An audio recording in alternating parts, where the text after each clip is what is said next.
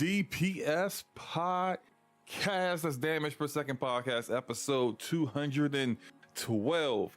And I am your host, SloMoBackSlap, with my co-host, Mr. Gaming Forte. Can you do a little quick mic check, Mr. Gaming Forte? Yo. I am the harbinger of reason today because the world has flipped upside down, and we gonna talk about it. But yeah, SloMo, my mic is fine. It's fine. Awesome. Thank you, sir. We haven't talked much in the past couple days. Definitely ain't talked about a lot of the stuff that has occurred today. So we definitely want to get into it.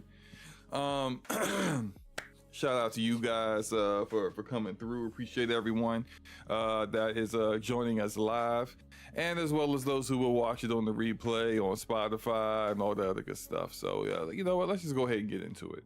We're not going diddy daddy. What it? I don't know. I don't know how to say that word. It's been one of those days. Hopefully, my pronunciation on things won't be too bad. That's okay. It can never be as bad as me. It can never be as bad as me. But you're good. That you know, it's kind of true. Forte, what have you been playing, bro? So I've been playing a couple different things. Actually today I booted up the when I got home from work, I instantly went and installed Ninja Gaiden 2 Black. I was like, you gotta go at that. I played that a little bit today, probably like 45 minutes, and then I had to get ready, had to eat and get ready for the show. Outside of that, I jumped in Marvel Rivals a little bit. I gotta figure out a team comp that I want to run with, because I don't know the characters yet. Like what skills. Oh, we can do that. Yeah, I need to figure that out. Yeah, because I like the game. That guy was like, dude, this game's fun as heck. I just don't know what I'm doing yet. And I like kind of jumped in by myself because everybody else was either like not available or they just weren't online or something. So I was playing that, and I actually really like it. Just got to kind of figure out. I don't recall getting an invite. It was I don't recall getting a message. No. It was super early in the morning. At night. It was probably like, I want to say 1:45 in the morning, because I had just got through. I guess I can say it here because I've been telling people, all week on ILP. We're making changes to the channel, like the way that we're going to do it. We're going to start uploading, videos and stuff to the channel. And I was working on like some overlay stuff, like, that I can use to like be DPS specific. So I was up to like 1:30 in the morning, kind of making like camera borders, because I'll be like on camera and stuff. So I just happened to be like, I just happened to jump into Marvel Rivals. Like, I was like, let me just see what this game's about, because Attic was talking to me about it earlier that day. And I said, well, let me see exactly like what the characters look like and what they feel like. And I played like 25-30 minutes, but that's why I didn't call you. It was literally like 1:45 in the morning, and I didn't want to interrupt you if you were like, doing something like exercise or something. Plus, it was exercising at 1:30 in the morning. You don't understand what kind of exercising I'm talking about. Oh, I'm old, bruh. That type of. Well, listen, sometimes you get woke up. Sometimes you get woke. Listen, sometimes you get woke up in the middle of the night to go, and you gotta do some exercise. You gotta do some exercise. Doing a little yoga. You gotta do a little yoga. A little calisthenics, Right, exactly. You never know. So I'm not gonna call nobody at 1:45. I'm not even gonna text you at 1:45 because I don't want no smoke. I understand. I understand. Yeah, but outside of that, I'm still in the middle of my Final Fantasy run. Because I'm going through the DLC because I never did it for Final Fantasy Remake. I want to finish that. And then I'm jumping right into Final Fantasy VII Rebirth on PC. So that's kind of what I've been doing. And I kind of haven't played Call of Duty this week that's mostly because I haven't played with you and I haven't really seen you this week. But I do plan on jumping into that because the new season is getting ready to start up. Yeah, I think it starts next week. I think like early next week, I believe. We got to jump in there. Yeah. I've been playing a lot of Call of Duty. For myself, I'm now at Prestige 5. I got Nice. the diamond I'm looking at 'em. camos for. Look at Yeah, him. I got it for the AR, and I got it for the SMGs. After that, I don't care about camos no more. I don't care about none of that no more. Now I'm just prestiging till I hit prestige 10, and then don't have to worry about that no more either. So I'm kind of like, kind of doing that. I haven't been, it hasn't been too many people. Let me ask you this before you let me ask you before you go, because so is it just 1 to 55 for each prestige now? Because I remember last year, when you would your level would just keep going in Modern Warfare. Right. It wouldn't start over. You could be up in the thousands and stuff. Right. Yeah, so this one doesn't do that. It just goes 1 to 55, and then you start over. You just get a different emblem. You get a different emblem, and you kind of start over everything that's locked. But with that you unlock going from 1 to 55 is relocked, except for one perk. Every time you prestige, you're able to take a perk or a weapon or whatever and have it permanently unlocked. So this you one do that all the way from, and you get other rewards too as you level up. You'll get like other skins and emotes and all that kind of stuff too. Yeah, I that was kind of one of the things that made me not want to, because it's like it was no way to really track prestige. I mean, of course there was. I mean, people knew what the levels were, but for me it was like I missed the old way of when you prestige, your level just started over, and then you just had to get to 55 again. And I kind of like the way they did it on this one. And I kept noticing, I was like, dang, you prestige. That's why I would ask. I said, what prestige are you on? And I didn't notice the emblems and stuff were different at first. And then I was like, oh yeah, you said, oh, I'm on my 5th prestige. I'm like, what happened to the level going up? And I guess that was just a Modern Warfare thing then. Yeah, they do a little different in Black Ops 6. Man, Black Ops 6 is freaking fun, bro. Yeah, man, I'm having a good time, man. I've been playing with some of my friends. I played a little bit with Taz. Shout out to Taz. And some of Taz's friends. They're pretty funny. Having a good time. But I've been mostly playing solo. My matchmaking is garbage. Yeah, it's pretty ridiculous, bro. You up there now, bro. You up there playing with the Call of Duty champions and stuff. Man, the sweats of the sweats. It's freaking ridiculous, man. Every other match, I'm just like, I can't tell if this guy's cheating or if he's just really that good. And it's been fun though. I like the challenge, so I've been kind of like still doing the things I do to practice, incorporating some things that I've seen other people talk about doing, to kind of like win 101s and stuff like that, and I've gotten better at some of those things. So it's been good, man. I've been playing that. I've been playing. I actually got back into Fortnite a little bit since they got this new Godzilla content out. They got. Is it Mechagodzilla? Yeah, Mechagodzilla. Yeah, you can buy Mechagodzilla. I'm not really. I don't really like the way he looked. Yeah, I don't either, because it's like every Fortnite character skin is at the same kind of level or scale. So characters that aren't supposed to look the same size as everyone else, it doesn't seem right. Like Godzilla should be bigger. In the same way, like when they got like the Hulk in the game, like he should be bigger. Yeah, or when they got Vegeta in the game, Vegeta should be smaller, but they all kind of like the same size. And when someone isn't the right scale, they just look weird. So I don't really care about the skins for Godzilla, but they now got like randomly, it doesn't happen every match, but randomly Godzilla will just start rampaging through the map, which I think is pretty cool. And you get to fight him and whatnot. So that's why I went back to play that.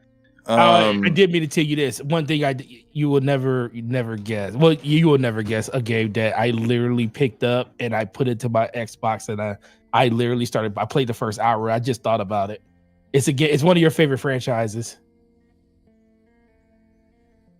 Dragon Age? Sure did. Origins or Vanguard? Vanguard.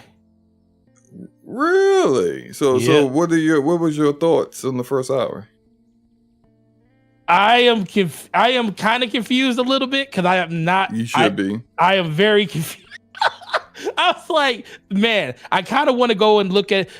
So only reason I played like an hour of it because I do like it. I do like it a lot. I'm just confused with just the story and everything that's happening. So I'm kind of thinking I might go look at. And I meant to ask you this: is there a channel to go look at that does like a really good breakdown of like the story so far across like there's a lot of stuff out there like that. Yeah, that because it's better to send you a YouTube video that kind of explains.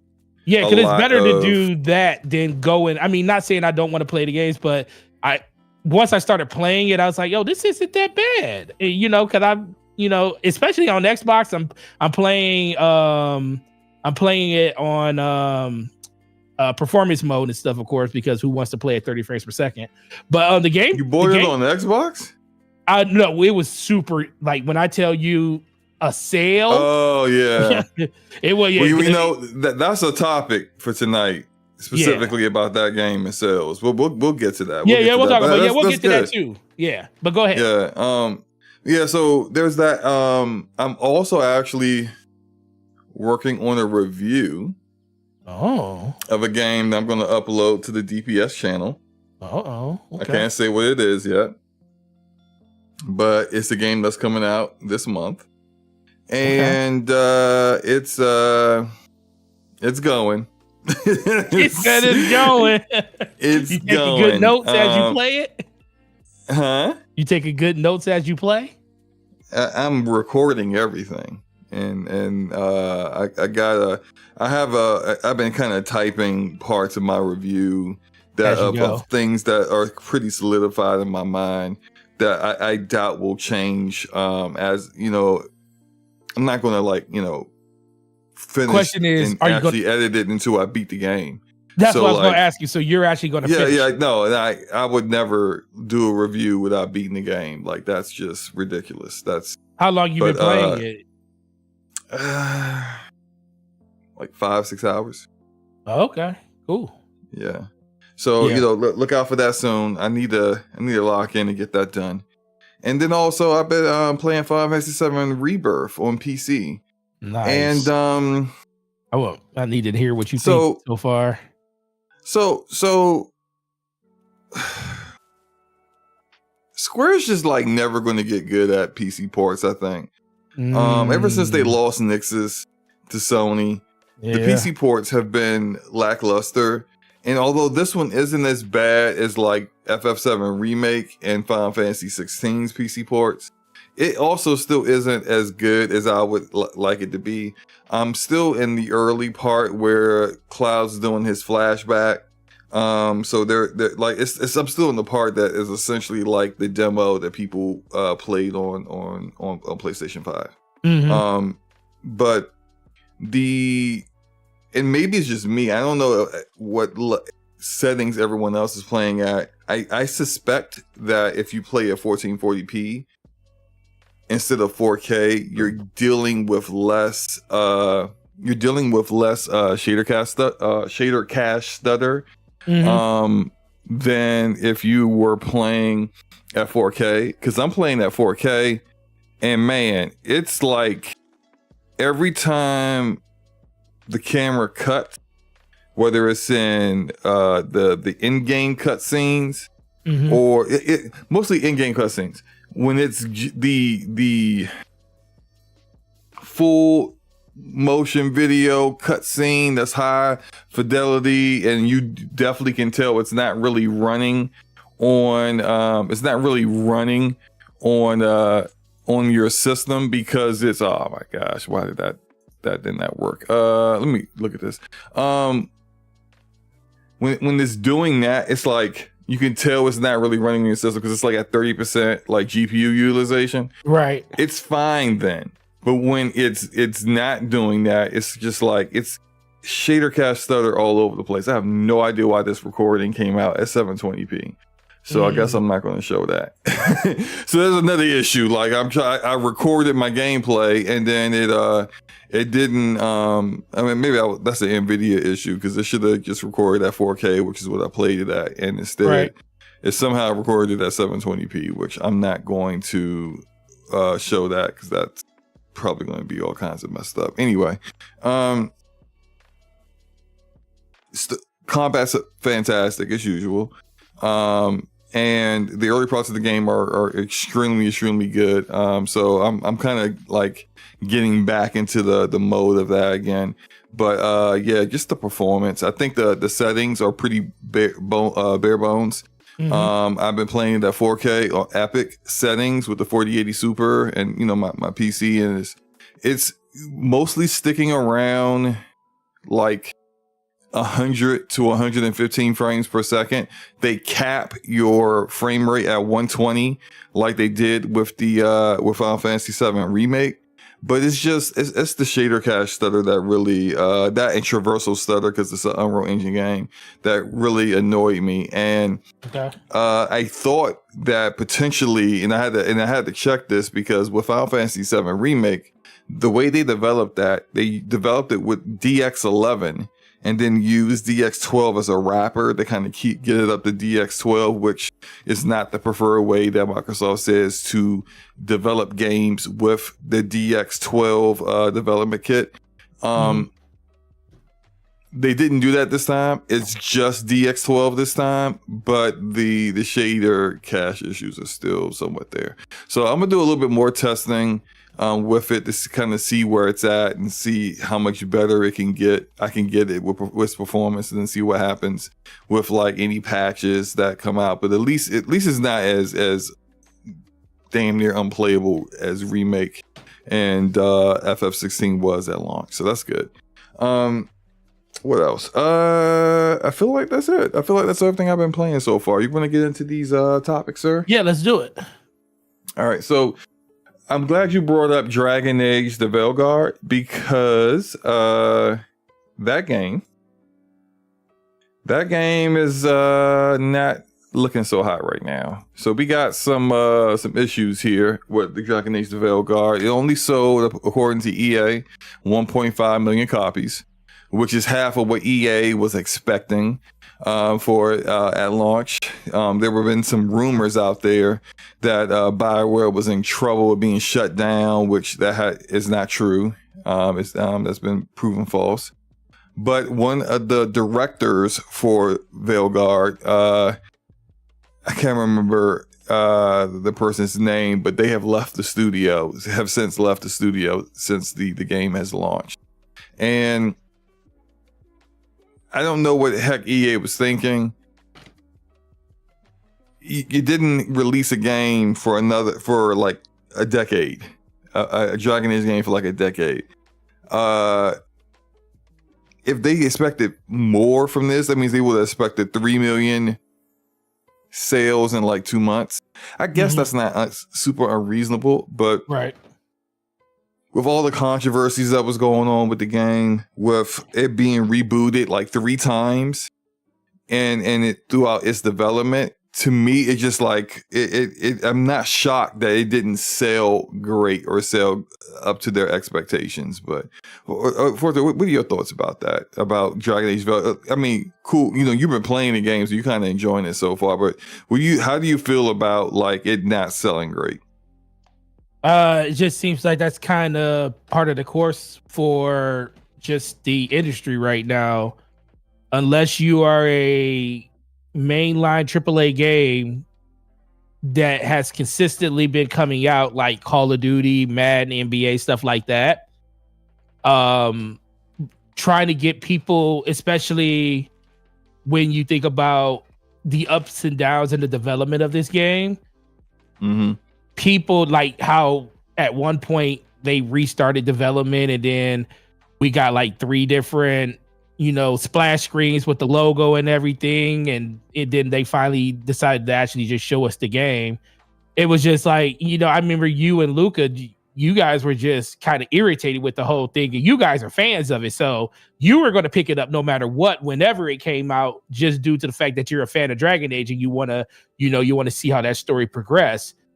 Not too many other people are like that. They may like the game, they may like the Dragon Age story, the saga, the franchise in general, but when you're thinking about long development cycles, when you're thinking about games that people are consistently playing now, because we're in an age of gaming where people have picked one or two games that they pretty much play all the time, and then they play other things when time permits. And it's just very unfortunate. A lot of people probably just didn't give the game a chance.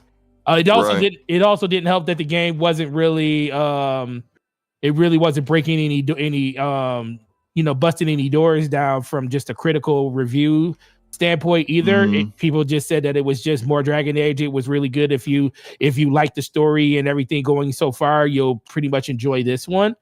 But I think in this age of gaming, you kind of need to be more than that. You kind of need to stand out from the fray. You need to do something that nobody else has done, especially in the genre that you're in.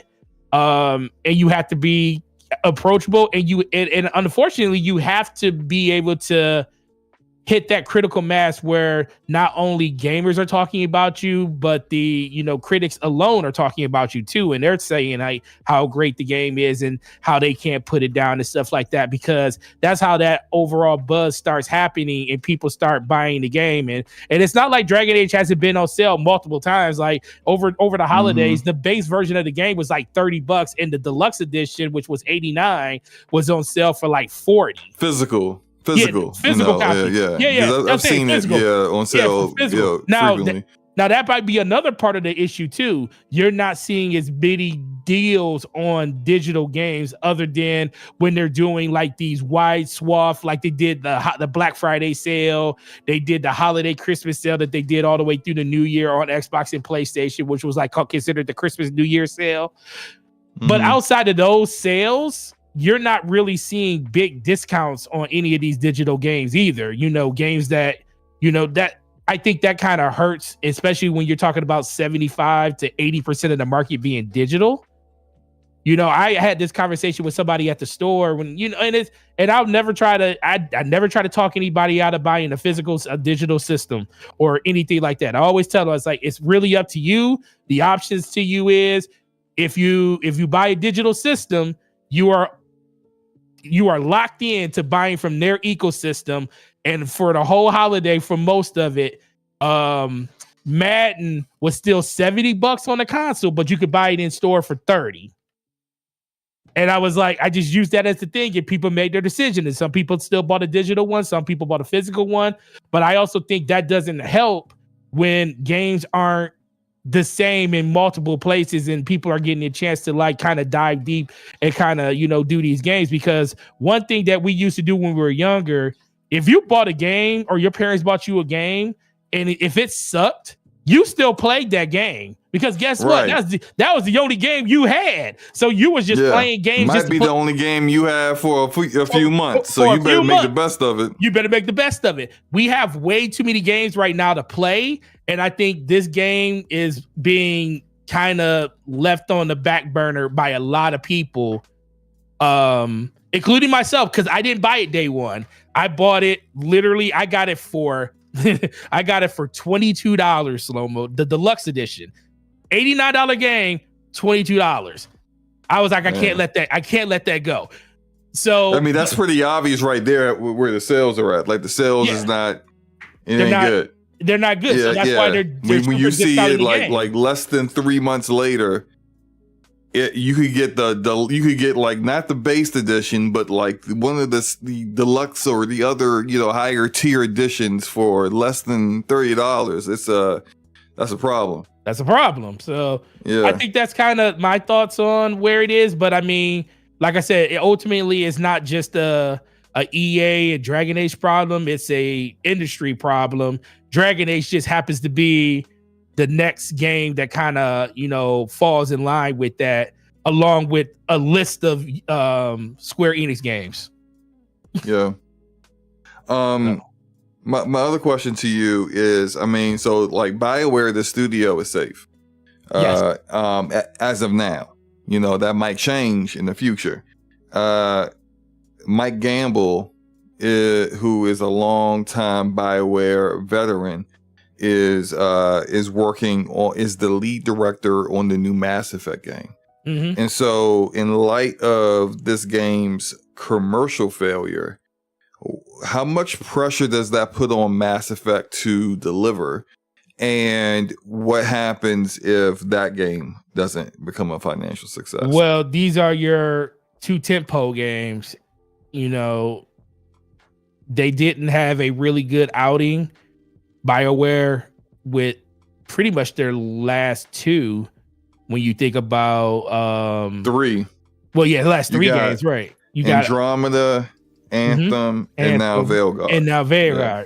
So you kind of, one was a live service game that didn't make it out of the first 3 months. Even though they tried. And then Mass Effect wasn't bad, just nobody. The unfortunate thing, I will say this about Mass Effect. The unfortunate thing with Mass Effect was it wasn't a bad game.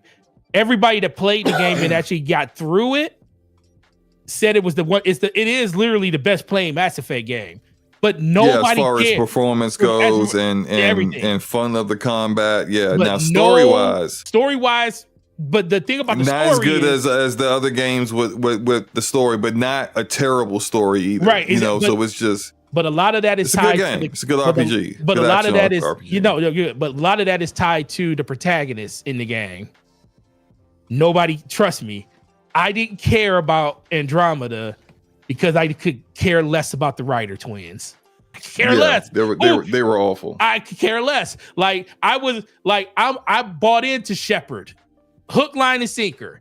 Him, the story, everything. It didn't matter after you got through the first and the second game. It was like, this is like folklore stuff, like that Commander Shepard. That's it. So I can see why a lot like people like me and a lot of other people just kind of was like out on Andromeda just because, and especially since you had the ending where Shepard breath, he had the breath he took and stuff.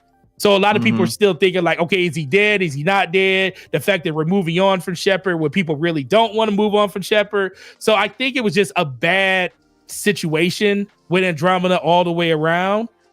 So I don't really knock them for that one. It's just that it wasn't the Mass Effect that people wanted. It wasn't a bad game. Right. But Anthem, the developers didn't even know what the game was until they saw it on screen at E3. And they was like, that's the game we're working on. Yeah, that's always a bad look. That's always a bad look. So I do think if this Mass Effect, especially with the rumors and everything out there being around the story and how character development and everything's going to be with that game, I do think if that game doesn't do well, then you will be signaling the end. Because guess what? The people that worked on all these games, most of those aren't there anymore. This isn't even the same BioWare no more. So if you don't have the games to kind of prop up the name of BioWare, then what do you have at that point? So I do think that, and I do think Mass Effect 4 or whatever they're going to call it will basically be signaling kind of the end of what's going on at BioWare if they don't do something with that game, especially with the elongated development cycle that game is on right now due to the fact that it was in development during the middle of COVID. And we all know that COVID added an extra year to 2 years to development. So we don't know when this game is actually going to come. It might not be a launch. It might be a launch game for the next consoles by the time we see it. Yeah. I mean, that wouldn't shock me at all considering the way they kind of do development now. BioWare in the past used to have 2 full-on different teams that were, fully staffed AAA teams. One on Mass Effect, the other one on Dragon Age, and then they had a whole other studio in Austin, Texas, that was working on Star Wars: The Old Republic. They were a huge operation. They have been trimmed down, streamlined, a lot since then, and now they're more of a more traditional operation where you have a skeleton crew working on the next game while the current game up has the bulk of the developers working on it. So that was the bulk of their developers were working on Dragon Age of Veilguard, and now they have now shifted on after the game went gold to start working on Mass Effect. And I respect Mike Gamble. He understands Mass Effect. He's been there since the very beginning, even before then. that said, like some comments he made recently kind of gave me some Andromeda vibes. And what I mean by that is, so back before Andromeda came out, some people were somewhat concerned with some comments they had heard, some rumors they had heard that they were doing away with the Paragon Renegade system that's in Mass Effect. And, you know, that's something that a lot of people enjoyed a lot. They they kind of, you know, got the feeling of like making their Commander Shepard their own. And some of the cool actions that you could take that were like hardcore Renegade or hardcore Paragon were freaking awesome and some of the most iconic moments of the series. And so when they decided to go without that in Andromeda, that was a huge negative to a lot of people who didn't like Andromeda, and there was a lot of people that didn't like Andromeda. Right. In light of and you'll see this, and I can't wait to kind of get your opinion as you get further in Veilguard. You will see that Rook, the main character in Veilguard, is the dialogue and your choices are very much kind of like, I would say, I have to say a bit like Andromeda, where you don't have full-on evil options or full-on virtuous options. Rook is kind of like a set personality that kind of is going to do what Rook's going to do, but how you interact to get there is kind of up to you. But you're never like really mean. You're never really like evil like that. You just may be sarcastic as you go about doing the exact same thing the character was going to do anyway. And that kind of threw people off with this game. In light of all that, Mike Gamble came out, and when people were asking about that, he actually said, and this is what kind of irked me about it, was that he was talking so glowingly about the Paragon Renegade system, so much so that people automatically assumed it would be in the next Mass Effect, because here is the lead director talking it up. And then later on, someone had quote retweeted what he said and started boosting that Mass Effect would definitely have a Renegade and Paragon system. And Mike Gamble replied to that person and said, "Whoa, pump your brakes. We'll talk. We'll discuss more in the future," which gave people a lot of pause, because now it's like, it seems as if you're not going to have that in there.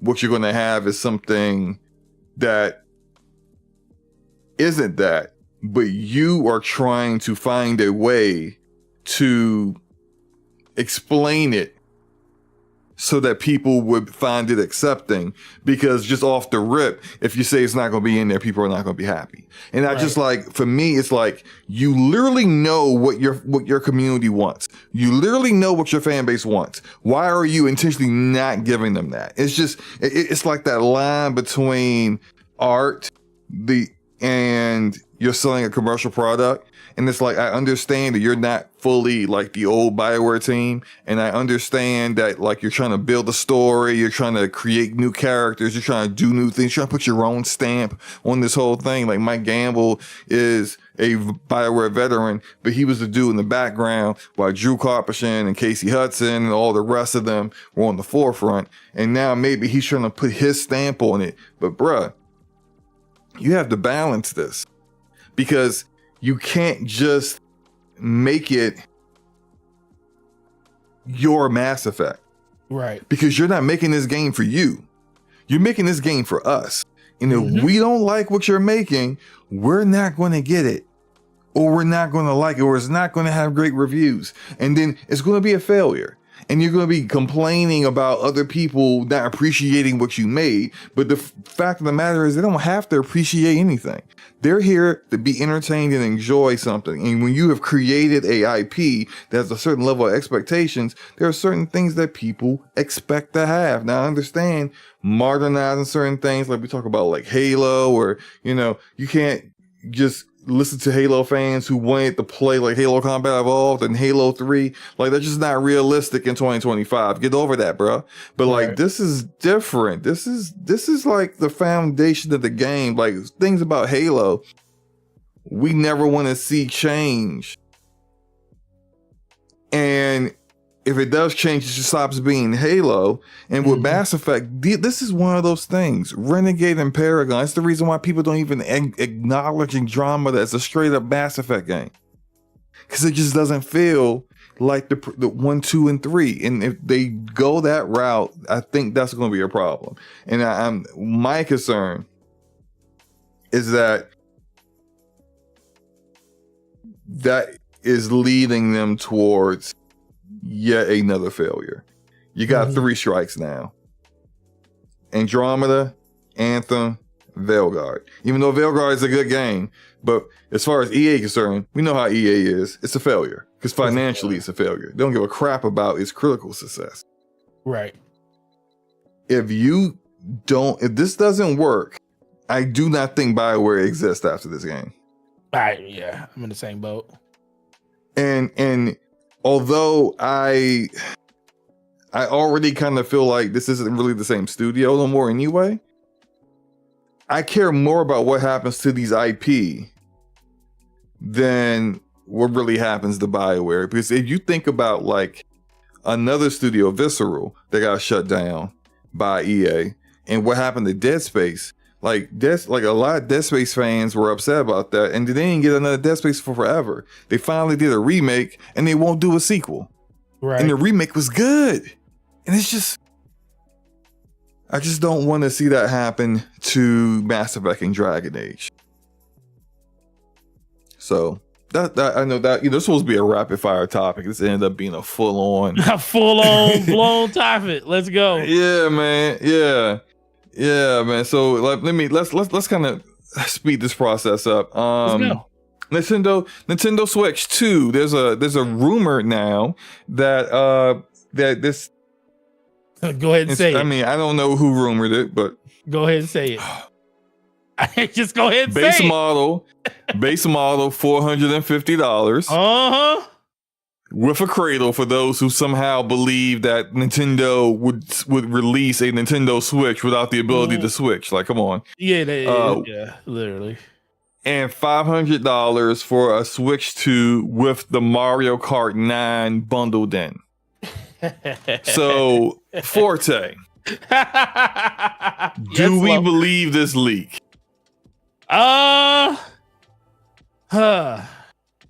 It depends on who it comes from, but it depends where it comes from. Wow. The Mario Kart part, I think they showed it for a reason, and I can see, and that has been the number one game that they have bundled with every Switch during the holidays. So it would be fitting for you to do a bundle with whatever version, if this is the new Mario Kart with the system. I can see that. But and I can see the 500 because like I already told you, I thought the system was going to be $449. I said Nintendo is not afraid of the $50 step when it comes to putting 50 on top of $100 bill. They are 100% in for that. So I 100% think that's what's going to happen. I don't know. Like it kind of makes it kind of nervous because I don't know where this rumor came from. I'm just going off of just trends that Nintendo has done in the past. And maybe that's what this person is doing. I don't know. I don't know who it is. I just think that Nintendo isn't afraid to have a system for $449 when they already had hit you upside the head for $349, $359 for a system before, when they out here selling you Joy-Cons for $80. You know, they're not afraid, especially when they weren't afraid to give you a Zelda game, Tears of the Kingdom, for $70. First game ever on Nintendo Switch to be $70. I think Nintendo finally has come to the realization, or they probably already knew this, but with PlayStation coming out and dropping the $700 console, even though it's not selling as well as people think it is, because I've been sitting on them for a while. People ain't really looking for that. They just buy the regular system. But with this being a brand new system, Switch 2, bigger, more power, a good chance that they're just going to drop the price of the OLED that they have right now to make that basically the entry model Switch outside of the Lite. I can see that thing dropping to $299, and then there being $150 gap in between their next gen console and that one, I think this is 100% solid, bro, and not because it's $449 like I said it was going to be. But the Mario Kart one really makes sense to me. If I had to put 100%, if I had to say 100% down on one of them, I would say the $499 is more optimal, because I do think that Mario Kart, they showed it for a reason. But if you're really going to do that, you might as well say $449, because they're going to sell the system without a game. So $449 looks like it's more than likely going to be the price. But I agree, SloMo. I think this is a legit thing. I don't know where he got the information from, but I think it's legit. I'm gonna keep it a buck with you. It ain't looking good for me. It ain't looking good for my price point. Now, I will say this. I can at least take solace in that, like, everything they've shown has shown it with the cradle. So those who have been going around thinking that they're going to release a version of it that doesn't have a cradle, I think they gotta be feeling really nervous at this point. Maybe later. I could see them refreshing the Switch Lite at some point, right? With this. But that's a whole different kind of SKU. You know, it's a different SKU. It will replace the Switch Lite that they have now. It'll be Switch 2 Lite or something. But I could see that at a later date, just not right now. Yeah, and that one isn't even capable of doing switching, or it's handheld only. Docked. Right. And so that kind of justifies the cheaper price point. There are people who think that they'll just have this regular Switch 2 not have that, and I just don't think that is ever going to be in the cards. I'm gonna hold pat with my $399, even though I'm very shaky on it now. I'm thinking maybe they drop the price of the original Switch, try to help it, get over that hump, to be the most sold console ever. Drop that down to like Switch OLED down to 300, and then put the, I'm definitely struggling here, but look, that's my thoughts on it, man. I'm gonna stick to it. I'm sticking to my guns. I'm with you, bro. Last rapid fire topic before we get into the mains. Ted Price, president and founder of Insomniac Games, has chosen to retire. He is being succeeded in his role by co-studio heads Chad Dezern, Ryan Schneider, and Jen Huang. And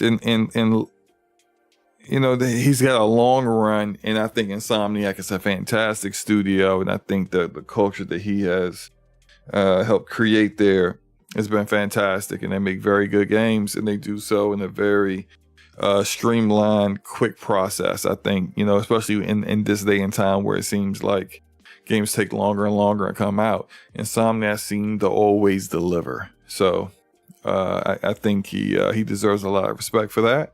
But in light of the hack that happened a little while ago, where we saw their roadmap, in the Insomniac content roadmap was mostly just Marvel games. Like, it looks like they've kind of turned into a Marvel machine, a Marvel studio. Like, the very next non-Marvel game that they are making is another Ratchet and Clank, which won't come out until like 2030 or later. Everything else is from what the hack has shown to be. Whether some of this has been canceled or still in development, we don't know. But Venom, Wolverine, they've announced Wolverine, so we knew about that. An X-Men game, and Spider-Man 3 eventually. And with all that said, like, I wonder, maybe it's just me, because I wonder if Price left because he didn't really see Insomniac really being able to do their own thing. That they have been, working on someone else's IP, and there isn't seeming to be much of a future where they get to work on original content for the foreseeable future. And maybe, he older, he ain't really trying to stick around, for that any longer. What do you think about that? I do think that is the case. I mean, at a certain point, you kind of age out of it. So I do think that is probably more of the scenario, but we also seen a lot of these people move on to do other things, build their own things outside of what they were at before. So Ted Price it's just interesting. Like what is what? I got a kid emergency. Can you keep going? I'll be right back. Kid emergency, gotcha. Gotta love kid emergencies. They're always great. Yeah, Ted Price, that might be part of the reason why he decided to sell Insomniac to Sony, because he foresaw himself getting to the point where he was ready to like step down and leave. Knowing that it was, like I said, that's a really good payday for him. What was it, $200 million or $200 and something million that they got purchased for, which was a bargain, crazy bargain for the amount of output that company did. But I do think it's just in general comes back to like, I think he's done everything he's wanted to do in gaming, and at this point he might want to just take a break. He might want to start over, do something smaller, because the one thing that does come with moving over to having a publisher like Sony, where everything you put out has to like be very, very high polished, very, very high production and everything, quality through the roof, and that's how all games should be for the most part. But there's a lot of energy that goes into that too. A lot of energy in managing the amount of people that he had to manage on a day-to-day basis at Insomniac too. So I just think he wants to take kind of a break at this point. And if he does want to come back after his battery is recharged, he probably just thinking that he wants to start from the bottom again, build something up from where it was before, get back to what games really were, just making games for the love of making games and being able to have the ideas and, execute on those ideas for the games that you want to come out and kind of make and stuff. So I think that's part of it. I mean, so, some people probably tell you that, he was kind of ushered out the door or something like that, anything, why would they let Ted Price just walk out the door? Who knows at this point? I'm not into the speculations on stuff like that. I just think that, he sold for a reason. He knew that this day was going to come sooner rather than later. And he decided to make that move now. So, I mean, what do you guys in the chat? Why SloMo's gone, what do you guys think? Let's see. Rhonda says, I wonder if they are going to talk about someone who takes Two is going to have a better year than Xbox than publishing. Oh Lord, here we go. JC, I think he was just ready to retire. I agree. I think he was ready to retire and just ready to do something else. He didn't say he was going anywhere else. He said he was retiring. And yeah. Well, thing about retiring is you retire until you're bored and then you try to find something else to do. And when you have a really good skill set in developing and making games and stuff, that's kind of an easy way to get back in. So we'll see. Gambit says exactly. He might have game ideas that he can't execute under Insomniac, and that might be it. Like, let me tell you this. Think about it like this. He sold Insomniac. He still worked there for like a good 4 or 5 more years. He already kind of knew that he probably had like a 5-year plan where he was going to retire after that. It's like hitting the lottery. It's like everybody in this chat, if you hit the lottery, you may not quit. Some people say they'll quit their job. It just depends on how bad your job is or how much you don't like your job or anything like that. I probably wouldn't quit my job. No, I know I wouldn't quit my job. I would go on a very long vacation though. And for Ted Price, this is gonna be a very long vacation. He gonna go places, he gonna probably get to do things with his family that he hasn't done in a while, go places he hasn't been able to go in a while, and just sit back and relax and probably take a year, 2 years off. And then if he gets that creative itch, he'll come back then. But as of right now, retirement's the best thing on his mind. Let me see. Let's see. Lucius Augustus says, I think Sony is taking a more hands-on approach and maybe some people are sick of it. I mean, it's a lot of things going on with Sony that we really don't know what's going on right now. I don't think they're in a dire strait, but I do think with all the, the cancellation of games and everything and just the whole identity of PlayStation being turned upside down, that could also be a big part of it. It doesn't help. I don't think this the Xbox Direct had nothing to do with anything. I just think that Xbox kind of turned the heat up for a lot of people. But the fortunate thing is all the people that they turn the heat up on, they're going to get those games on PlayStation. And guess what? Xbox has a better output of games than PlayStation does right now on their own console. But, it is what it is on that. Miko says he's been there since he was 22. I'd be ready to quit too. Bro, listen. Once you're somewhere for 30 plus years, bro, I'll be ready to quit too. I'm with you. Yeah, old man about to chill. I agree. Yeah, you never lose your imagination. That's true, Gabby. That's why I think it's always an opportunity for him to come back and do things in the future if he wants to. I am back. Yeah, sorry you're about back. that. No, you're good. A lot of people. Yeah, I just asked the chat. Go ahead. I was asking the chat. They had some good things. Some people, like I was telling them, I think he sold Insomniac for a reason. He probably had a 5-year plan based out where there is that. Yeah. Maybe this was all planned from the start. Yeah, he had a 5-year plan saying, I'm going to be with the company 5 more years. Why not sell it while I can? Because, it was always weird when everybody used to say, because Ted Price never wanted to sell Insomniac. He always said, I don't want to, he said, I want to stay independent. And then all of a sudden, he sold it for $200 million or 200 and something $million. We was like, oh, that's a deal.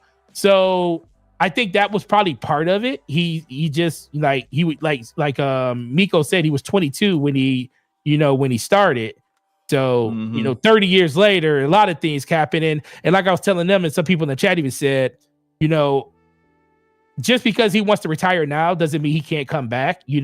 If you hit the lottery, you may not quit your job, but you'll go on a very long vacation, very long vacation, and then get bored. And then you'll probably want to come back and do something. And guess what? Maybe the stringent task at PlayStation is probably with the change in leadership, with the execution of especially with Insomniac, where everything has to be high quality, high production.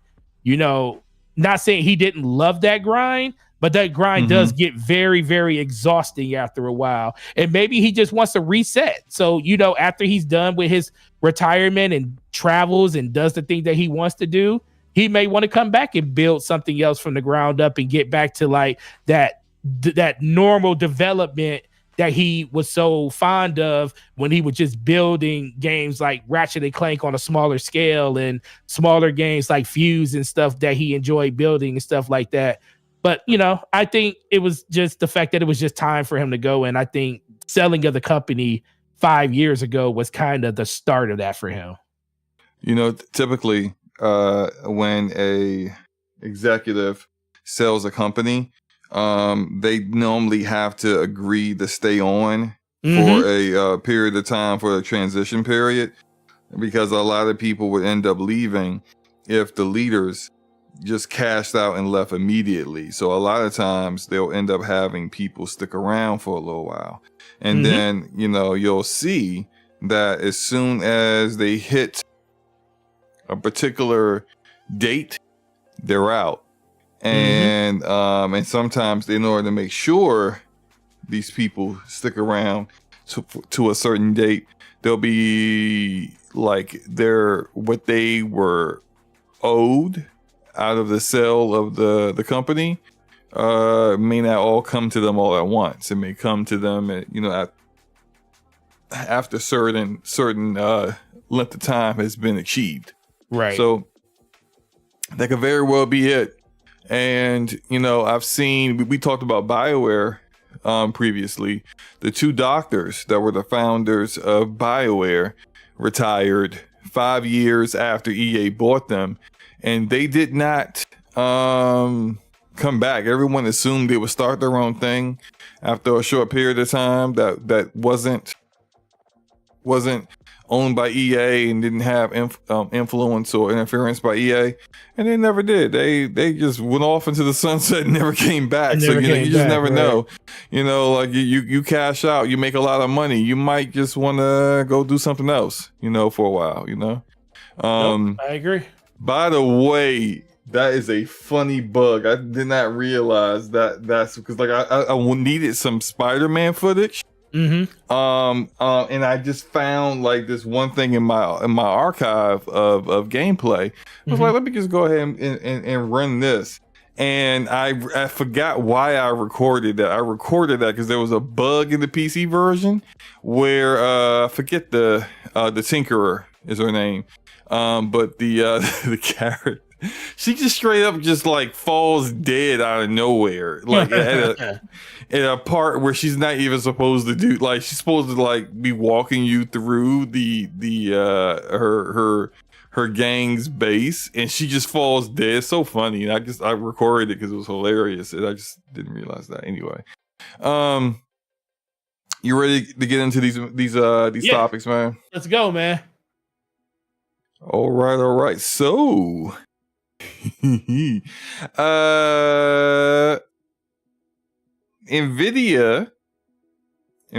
new GPU, the RTX 5090, it's not released yet, but the embargo for its benchmark reviews is now up, and some pretty interesting things here, you know, things that I said would happen, you know, like 100%, you know, have occurred. But essentially we got on average, without DLSS upscaling and without frame generation, it appears the 5090 is 28% on average faster than the 4090, which from what some of the leaks have been saying would be the biggest gap from the previous generation tier of that card to the current one, which is not good. Doesn't bode well for the rest of the 5000 series cards. But with multi-frame generation, the increase in frame rate is pretty substantial. But a lot of the reviewers said the game doesn't feel as high of a frame rate as it's actually showing, you know, considering this is generated instead of rendered frames. And many reviewers said that they probably wouldn't want to play these the games that they were testing with 4x multi-frame generation on, which, you know, it's early days, so of course it always gets better. Frame gen, when it was first introduced, was really bad with latency, and it gets better. But all that said, tons of reviews were out from all the tech tubers. It looks like the engineering for the Founders card is very good. It's cooling is pretty good, considering the amount of power that's pushing. But as far as it being a massive leap from the previous generation, it doesn't seem to be quite that. So, Forte, what are your thoughts about? For one, did you watch any of these benchmarking reviews? I watched Gamers Nexus. I watched J2 Cents. I watched not Bigwig. I forget the other. Tom's Hardware. I watched a whole bunch of stuff. Okay. So, the common thing was 30. It's like 32 to 33%, up to 35% uplift across most games. Above the 4090 that we have from last generation. Sounds good, right? But when you compare that to the uplift that 4090 got over 3090, which was 82% uplift at the same price point. So this card is $500 more, 32% uplift, where last generation's card was 82% at the same price. Now they raised the price of some of the other cards, like the 30, like the 4080 and stuff like that, which everybody was like, what are you doing? That's crazy. So this ain't a 4080 conversation. This is about the 4090. And the fact that you're not going to find, and the fact that most 4090s that are going to be bought, the price of performance is going to be even worse due to the fact that they're going to be third party AIB. Right. You're looking at anywhere between like $2,250 to $2,500 for those. Exactly. So is the card a good card? Absolutely. Definitely a good card. Is it a card that you should buy if you have a PC and you're into stuff like that? Kind of. If you're doing stuff like multi-gen stuff, like when it comes to like making graphics and stuff like that, and your PC's more of a workstation, absolutely. You're gonna blow things away with that. But the gaming performance, you're better off just going with like the 5080. Because it's like, if you have a 4090, and this is what kind of was speaking to me, because, you know, I was all 5090 before I got my 4090. And it's not that I can't go out and get a 5090. I mean, shoot, I spent $1,700 almost for my 4090. The thing is, if you have a 4090, you don't need the 5090. There's no game that's touching the 24 gigs of VRAM that the 4090 has. You're not even coming close. You're getting slightly less performance when it comes to like rasterization due to the fact that it has higher GDDR7 RAM. So you're getting faster there. But is it blowing anything away where you have to go out and get a 5090? Absolutely not. If you got a 4000 series card or 4080 and you want to upgrade to the next the 5080, then we can have a conversation, because the price of that card is actually more attainable, being $1,000 versus the what's the name that you have now. Plus, I think 4000 series cards are going to be going for really good money. I wouldn't sell my card right now. I would hold on to it, because once people start seeing the real performance gaps, like their own performance, because it's one thing seeing it from like JSUS's and Gamers Nexus, and they do really good jobs of breaking that type of stuff down.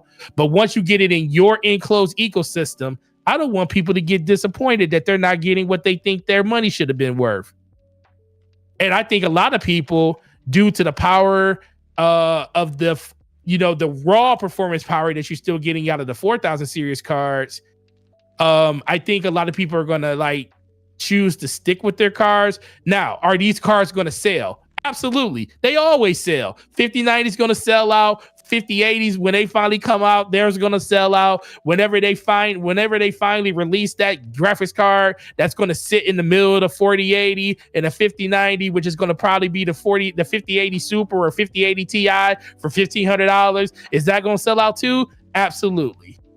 But do you have to have it right now? You don't. And I think if you have a 3000 series card or older, go ahead and upgrade. Do it. But if you got a 4000, hold on to your 4000 as long as you can. And this, honestly, to me, this is like the 20 series all over again. If you had a 1080 Ti, did you really have to jump up to a 2080? Now, the uplift of the 2080 was still really good, but it was mostly all about the ray tracing that you got on 2080s, which was like bare bones at that point. Like it was like you turned it on and everybody was like, why would you take your frame rate like that for a feature that's brand new? And then we saw the real uplift with the 30 series. Now, you're in a weird place right now, because normally you would skip a generation and go from 3080 to say if you're on a 3000 series, you would go to the 5000. Part of me would tell people I would just go with a 4000 right now. Like, get the best 4000 you can get. If you can find yourself a 4090, actually, that's what I would do. If you were willing to spend $2,000 for a 4090, if you're not afraid of the aftermarket, find yourself a 4090 for like 1,300 bucks. And you're going to be... I don't think it's going to get that low. Because now, if you go into the aftermarket right now, how much are they selling for? They're selling for more than what the MSRP for the 5090 is. But although the 5090 isn't out yet, I do think once the 5090 comes out, it's going to go below 2,000, but I don't think it's going to go, because it may go down to what its actual MSRP was, but they're not making them anymore. So the only way to get them is through you know, the secondary market. And I think that's the reason why they've also stopped producing the 4070 Ti, the 4070 Super, and the 4060. Because they know the value of those cards is greater with, you know, the performance that they hold over the 59. Not necessarily they're better than the 59s, they're not. But I mean, not the 59, but the 5000 series cards, they're not better than those cards, but they are comparable, very comparable for a cheaper price. And Nvidia understands that, like, continuing to make them would just, you know, hinder their 5000 series, and so they're not going to do it no more. I do think that by the way, the gameplay I'm showing here is Cyberpunk. They made some change. They pushed the update patch 2.21 today, which will allow for DLSS 4, which is going to be available for all RTX Nvidia cards, and will has the new upscaling method of the transformer model, which I did notice some improvements with visuals, and with like the stability of performance and whatnot with that upscaler being used. So that's good. But like, right. These are things that make the value of the current GPUs that you have worthwhile. It increases the value of what you already have, and maybe potentially made it so maybe you don't even really need to get anything else. That's true. You may be fine with the performance that you have. It may be doing exactly what you need to do. You know, surprise, your card didn't like become obsolete because there's new cards out. You know, your GPU didn't stop working because there's new GPUs on the market. Like, that's just not how it works. Your current GPU is just fine. You know, of course, over time, as more demanding games come out, it's going to be less performant. But until then, like, you don't really need to upgrade. Now, I have a 4080 Super. You see how fantastic Cyberpunk looks. I'm good. You're good. I'm going to stay exactly where I'm at, getting great performance, and until I'm no longer getting that. And that's probably going to be when 16 gigs of VRAM is no longer enough to play at 4K. That's when I'll look to upgrade, but that's likely not going to be into the next Nvidia RTX 6000 generation launches in another 2 years or so. So it's nothing to worry about. I think people should chill. The reviews, look, the 5090s is a good card. It's overpriced, but you know, you have to recognize that it is the most powerful GPU in the world now. And it is what it is. If you're willing to spend that money, I'm not saying don't spend it. Just understand, you know, what you're getting from it, so you don't feel like any kind of buyer's remorse. You know, especially if you were coming from a 4090. And I was gonna say, and just think that, and shout out to Jay. He actually, J2 says he pulled out and he talked about this is a true Gen 5 slot, PCIe slot, PCI slot, not PCIe. Gen 5. So make sure that this is like a graphics card where it's like one of those graphics cards where you literally almost have to upgrade everything if you're not already there. So think about the $2,000 you're spending. Do you have the power supply that can run it? Like it says, it's minimum 1,000. It's recommending 1,000. I would suggest probably going 1,200. Due to the fact that you still got to think about, because if you're running think about it, if most people, this is how you kind of got to think about PC stuff. That's why most people don't do it all together. They do it in parts.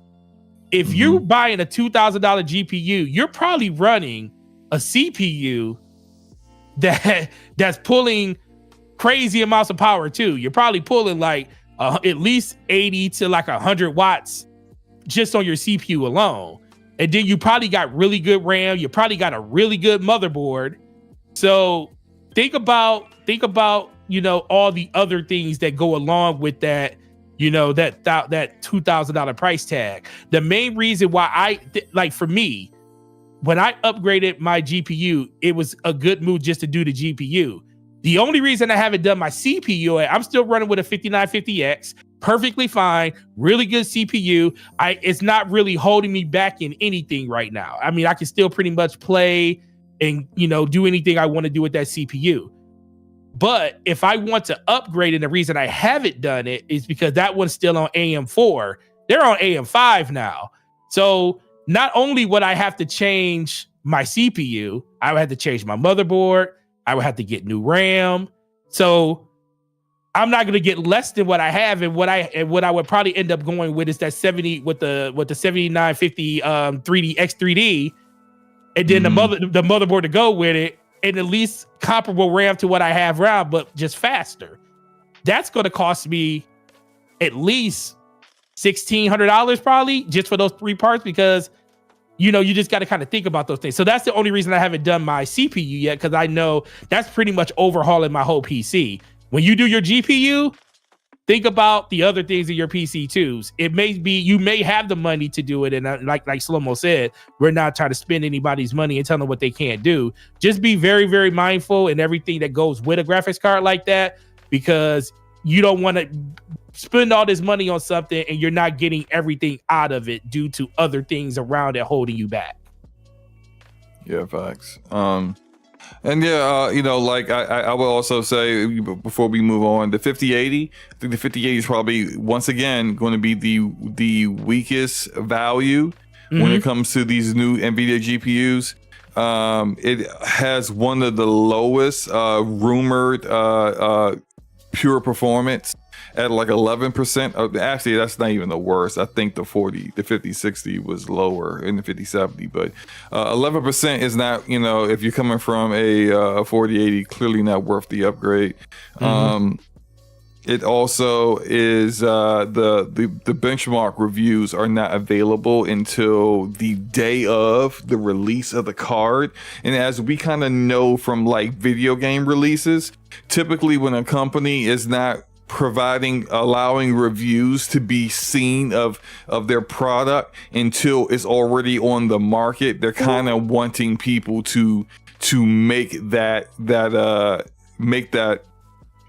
purchase without actually seeing, you know, all the details to what it provides, which is, you know, frustrating, you know, because you know, there are people who would like to make a well-informed purchase, but Nvidia isn't really allowing that to fully happen, which, hey, take that for what it is. If you know, all these companies are the same, when they don't want their reviews out until the 11th hour, there's a reason for that. There's a reason why the 5090 reviews are already out and not the 5080. So just, you know, be aware. What's up, Ad? Can you guys hear me? Sure can. Yeah, can hear you. Just making sure this mic is like iffy sometimes. All right, no problem. You are right in time, because we're about to get into the Dev Direct reactions. What's up? Unless you have something you wanted to say about the Nvidia 5090 I stuff. don't give 2 shits about those graphic cards though. I love him. It's like, does it work? Does it play games? Oh, okay, both. All right, we good. We good. We Gucci. All right, so last topic of the night. The Xbox Developer Direct came out today at 1 p.m. and they showed a total, I would say probably 5 games total. Had very, very good response from the overall gaming community. We're gonna get into it. So let's talk about the first game that was shown, which was a shocker for those who weren't aware what was going on. Ninja Gaiden 4 coming to Xbox, PlayStation 5, and Game Pass in the fall of 2025. Doesn't have a exact release date yet, just a release window. being developed by Team Ninja and co-developed by Platinum Games. Gaming Addict, what were your thoughts on Ninja Gaiden 4 when you saw it? I'm not a big Ninja Gaiden fan. I respect the IP, but me, like for myself, I don't really care about the brand like that. But what I will say is, I think Platinum's probably mainly making that game because I felt like everything we saw, the developers, it was Platinum. It was Platinum, yeah. So, and that's good. I feel like them together, you know, even if they're just coming together to talk about like concepts and how the game should function and stuff, that like them together is probably better than one of them by themselves. Agreed. Only one studio realistically needs to do all the heavy lifting. Yeah, and Platinum's been seems like very hit or miss before in the past, so it's good to kind of have someone else to kind of whatever the deficiencies they've had in their development pipeline to kind of like fill those gaps, you know. It seemed like Platinum worked on Ninja Gaiden 4 and Team Ninja made the remake for Ninja Gaiden 2. Did you get the same vibe, Forte, about that? I did actually. As soon as I saw the remake for Black, I was like, it seems like Platinum it's like they went with the modernized gameplay for 4, but then Platinum not Platinum, but then Team Ninja just went back and I mean, I think they worked on both. I do agree with Addict though. I think Platinum probably did more with the combat and everything, where Team Ninja kind of set up the scenarios and stuff and the atmosphere and everything like that. Then the actual gameplay was Platinum, because that's the first thing I noticed with a lot of the gameplay is like, this looks like Platinum made a lot of the gameplay, which is fine because I think they do really, really good when it comes to hack and slash stuff like that. And then Team Ninja went back and completely redid Black, and I don't have a problem with that if that's the case. What did you kind of take from that now that he brought that up? What do you think? I thought it was I liked the new protagonist. I thought it was probably good for for 4 to kind of move away from what's his name, Ryu Hayabusa. I thought it looked good. You know, I didn't really look too deeply into the gameplay to see if I saw a lot of influences from Platinum or not. That's why I was asking you guys about if you felt the same way Addict felt, because that was the first time I really thought about that. I didn't think about it until he mentioned it. Like dope gameplay. Yeah, I didn't think about it until he just mentioned it. I was like, if you look at it, when it came to the remake, it only said Team Ninja on that. Oh, well, I didn't see. Here's your answer. I didn't see Platinum on that. How big is Team Ninja overall? I guess that kind of explain whether they had enough bandwidth to do both, or more than likely if you're enlisting Platinum, you don't have the bandwidth to really do both. It makes sense. They probably had key people from Team Ninja helping Platinum, and everyone was probably in unison on what was going on. But I would say the bulk of the company that's making Ninja Gaiden 4 is Platinum. Yeah. Well, it feels just like a game they would make too. Yeah, I think. Okay, what do you guys think about that release date though?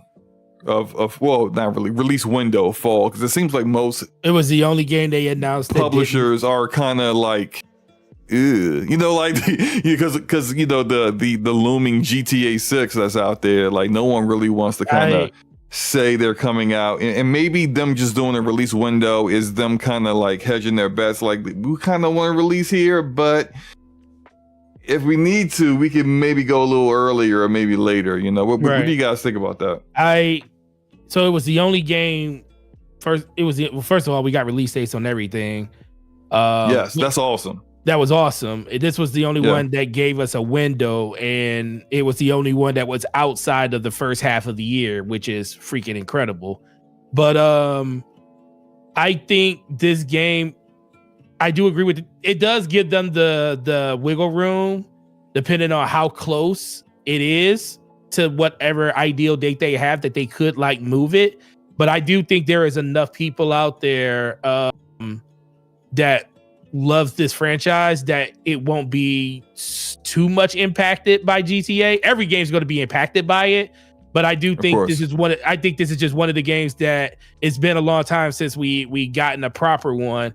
I can see people still going out and this being a game that they're willing to go out and spend money on. But I do think if they're like within 2 to 3 weeks of it, like the same calendar month, they'll probably move it then or come out earlier. I don't think they'll like delay, because this game probably needs to come out before that game comes out. I think a lot of games need to come out before, because who knows what people's time is going to look like after that, because you're talking about a game that's going to probably eat up a month, at least a month of people's time that are just playing the game for the single player. And we don't even know if GTA Online is going to launch day and date.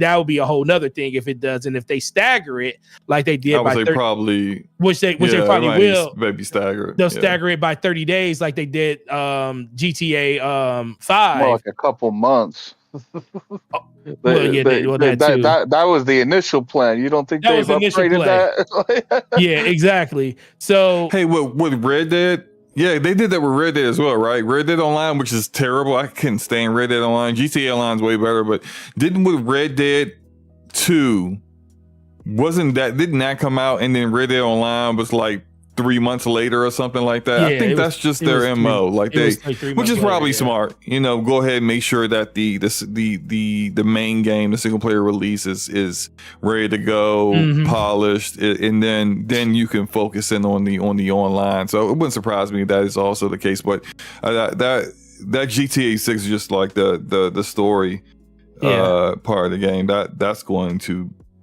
that's going to be a massive draw regardless. Let's get into Ninja Gaiden 2 Black, which is also with Shadow drop today on Xbox, PC, and PlayStation 5. If you got Game Pass Ultimate, you got access to that immediately as well. I played some of it on PC. And man, it just, it's just a lot of fun. Like I forgot. I haven't played a Ninja Gaiden game in a very long time, so it just jumping back into it. It was pretty dope. Did either of you guys get a chance to play it today? I put in 45 minutes earlier today, and I was like, "Oh my god, this is just so memorable." Where did you play it on? PC. PC. Cool. Downloaded on PC. It's I'm gonna try it on Xbox too, because I do kind of want to just get a idea of the other things that they upgraded just on console, because it looks really good on PC, but I want to see what it kind of does on console too. So I'll probably download it on the Xbox once I make some space on my system, because it is an 89 gig download. But I really enjoy it. Getting my butt kicked because I can't remember. I remember how fast the game was, but then on top of that, I'm like, yo, this is way faster. And shout out to Cognito. He was talking about this during their stream, him and King. And I think Addict said this was like Souls before Souls at that point. Like with the difficulty, that game was not easy. It still isn't easy to this day. So I think a lot of people are gonna like get into this game. It's gonna be like, yo, I did not expect this. But I want to applaud Xbox for, as soon as I saw it show on the screen, I was like, oh no, this is gonna be play right now and get ready for 4. And I think that was a really, really good move to kind of whet people's appetite and get them into a game that they probably haven't played in almost 15 years probably. Yeah, I did like that Xbox is publishing this, which kind of shows that they are kind of listening to what the gaming community says, because this was a game that a lot of people wanted to come back. They wanted another Ninja Gaiden. They wanted like a not just hey, we're gonna remaster the old game and you trying to just ignore the dated look to and level design to everything. Nah, people wanted a true new addition to the series that feels like a modern title, and they went out and they got that done. They're publishing it, so I think that's fantastic. Attic, did you get a chance to play the Ninja Gaiden 2 Black? No, I probably won't play it, to be honest with you. I'm not a big fan of the Ninja Gaiden franchise. I didn't grow up Okay. with it like you guys do, so I know, we old, man. So we this is a part of the this is part of the youth, the growing up. Part of growing up. Right. So next game they did was a game we've seen before already, but good to see it again. South of Midnight, and we got a release date for that. That's coming out on April 8th. Of course, developed by Compulsion Games, going to be releasing on Xbox and PC. Addict, what are your thoughts about South of Midnight? looks good. I'm excited to play it. I want to see. The biggest thing I just want to make sure is like they enhance the gameplay throughout the game. I don't want to I don't like games where like you start the game with all the mechanics and then like that's all. Mm-hmm. So I'm hoping that they pace the game pretty good. Okay. Yeah, I mean that makes sense. Like you develop abilities over time, based upon the way they explained how she gets her abilities. That would make sense because it wouldn't make sense for her to just immediately. I forgot what they called her. I forgot the term of her abilities. A weaver. Yeah, weaver. Like it wouldn't make sense for her to just like kind of become a weaver, and she's like a freaking expert. She's like a Mary Sue. What's the Forte, you're a Star Wars fan. What's the character that everyone hates from the new trilogy? Because she's just great at everything off the rip. Ray, yeah. She's like a Ray right off the rip, but she's just like she does everything perfectly. Like there's just nothing gameplay wise that's not fun, and narrative wise it's kind of boring. So I think they would be best to do that. Like the biggest issue people had with Ray is they felt like. Because no one in like Star Wars is supposed to be stronger than Anakin Skywalker and Darth Vader, and they felt like she was kind of, testing his limits like way early in the franchise. Like, yeah, man, she was doing stuff that he struggled with, like it was nothing. It was just like, huh? How was she just able to do things so easily? Like, come on. I think I agree with you about South of Midnight. Hopefully there is a process of new mechanics become available to you over time and not just all thrown at you at once. Forte, what were your thoughts about South of Midnight? Oh man, my thoughts. I was very impressed by everything they showed there. Just the different bios, the boss fights, the size, the scale, dude, when I was like kind of mesmerized looking at it, I was like, man, this game is going to be something that we'll be playing very soon. What was it, April 8th? Yes. Yeah, April 8th. It's coming to Game Pass day and date. Mm-hmm. It just kind of kept the energy that was being that Ninja Gaiden put out and just took it to another level. And I didn't expect to get as much more as we did because they did the Vidoc like a couple months ago and I thought that was really, really good where they showed the different biomes and everything and how the enemies are going to be like the main boss is going to be like roaming the area and everything like that, and strategic and having to go about how you want to go about facing him and everything. I think that game's going to be, it's kind of hard to say sleeper because it's a game that a lot of people are looking forward to, but I think that game's going to do massively well for Xbox. I think it's the game that most people can kind of just pick up and just play. If you kind of think of how Kena was for PlayStation for a lot of people, just pick it up and play. It's got a little bit more depth to it than you actually think it does by just looking at it. It looks like a kid's game, but as soon as you start playing it, you're like, oh no, this ain't no kid's game. This thing's got some difficulty to it. And I kind of think this game's going to kind of be the same way. And then I like the way that they did some of the puzzle strategies and stuff in it too, inside that world. And I'm definitely looking forward to that game. I'm gonna be playing that one day one when it comes out. And I would have purchased it if it wasn't in Game Pass. So I will say that. For myself, I'll say this. I've been kind of wavering back and forth with this.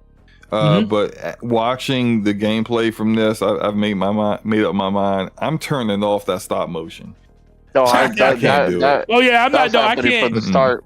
Yeah, that's coming I off. can't, I I'm can't sorry, do it.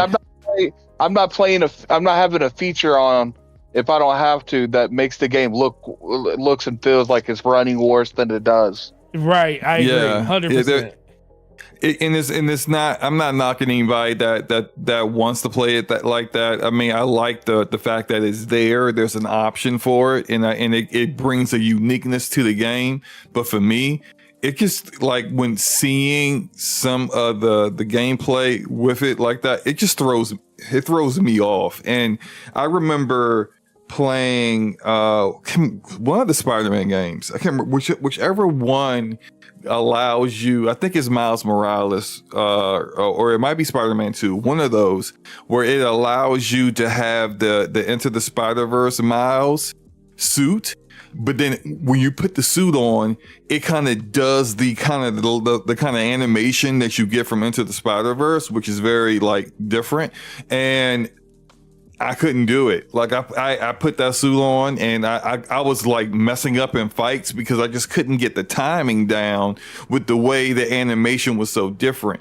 And I just kind of picture myself trying to play this game and probably getting bodied with the way that stop motion stuff kind of looks and the way it feels to me. So I'm just going to turn it off and enjoy it without it.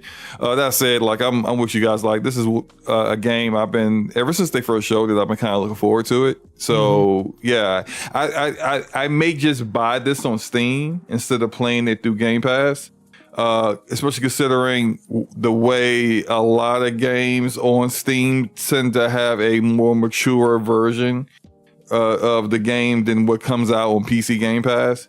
Right. So I don't want any issues. I don't want any upscaling options missing or anything like that, because that's definitely there with Ninja Gaiden 2 Black.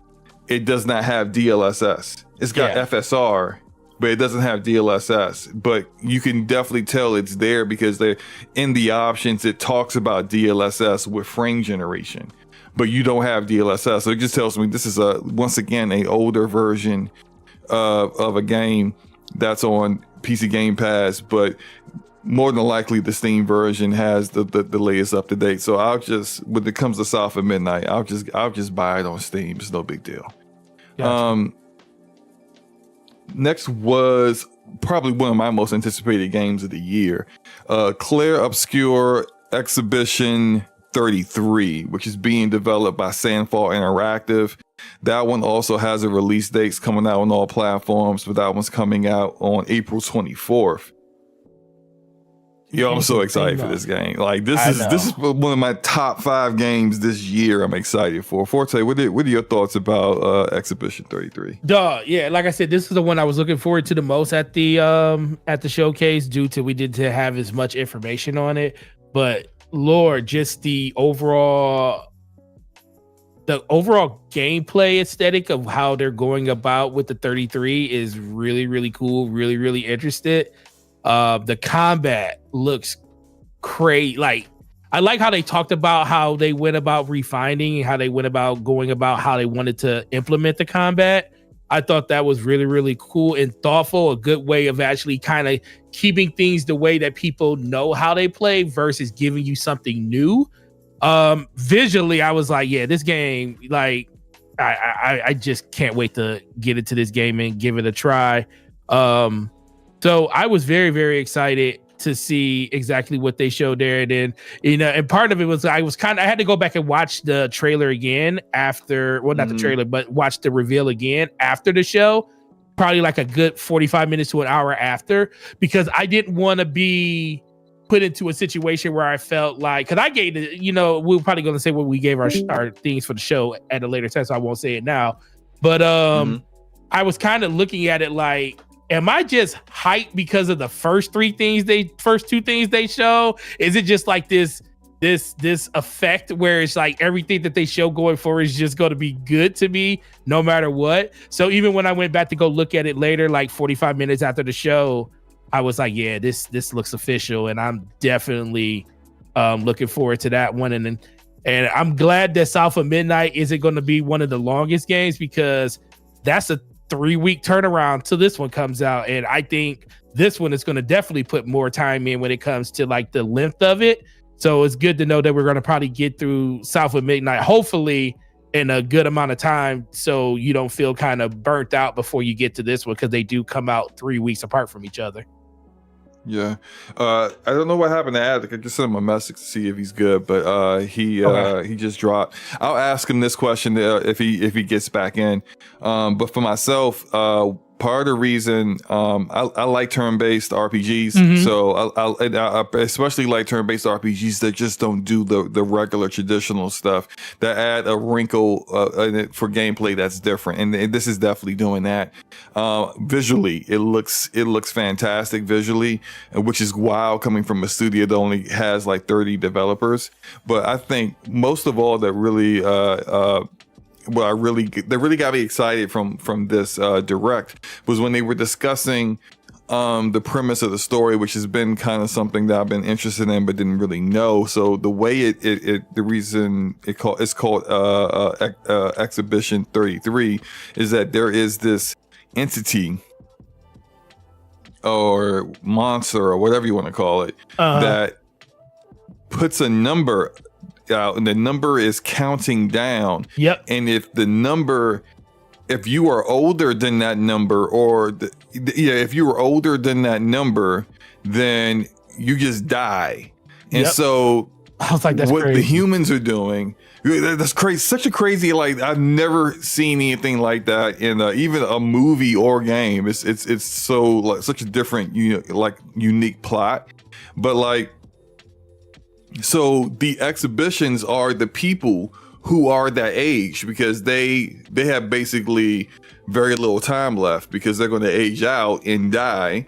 And so they go on these exhibitions to try to kill this thing that's killing all the humans, and hopefully saving the rest of them who, as this thing keeps counting down, is eventually just going to wipe out all the humans. So I just thought that was a cool idea. And then you got like the amazing voice acting cast. You got Ben Starr, who did Clive from Final Fantasy 16.